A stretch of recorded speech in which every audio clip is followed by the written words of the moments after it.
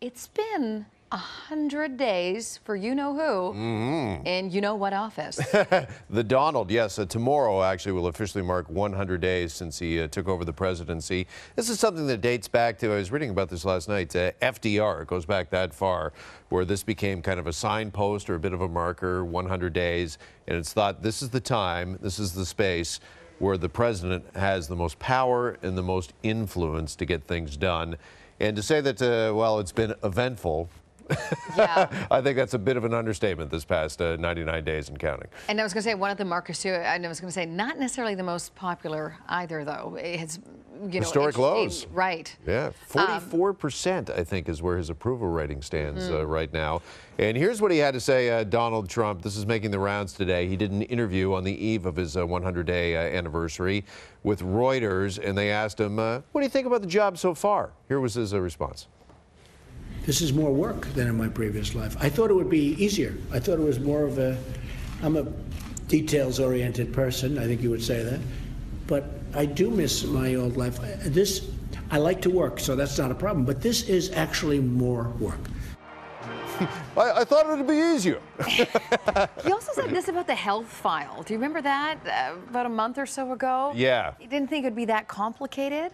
And I think Hillary Clinton didn't waste any time saying, I kind of knew how complicated it would be. Sure, yeah. Now, of course, Donald Trump has never been a politician and or held elective office until he went in on January the 20th. But how do you read that comment? What's your take on it? Oh, I kind of go, really? You didn't think being the president of the United States would be this hard?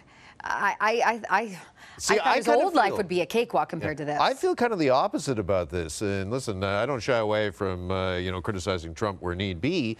But here I'm listening to a guy in a moment of honesty, I think, in candor, saying, listen, nobody really knows what this job is. Obama has said that until you're in the bubble, you can read about it, you can watch it, but you don't really know what the job is like until you're there. And he's just, I think, sure, again, but a moment of that candor saying wasn't this is a the tough line. job. The line was, I never thought it'd be this hard.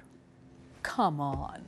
Okay, here's the other line. Okay, now I like this. But why is that a bad thing to say, though? Like, I think that's just, he's not saying I can handle it. He's just saying I didn't think it was going to be this hard. It's just hard to believe. I mean, I think a 6-year-old could tell you it's a really hard job, I'm sure. But again, he's not saying it's not a hard job. It's just harder than he ever imagined. And how many people take a new job and 3 months in go, wow, this job, it was a lot tougher than I thought it was going to be. Okay. Well, he also said, I don't mind. I think this one, I like this one, that he said he really misses driving.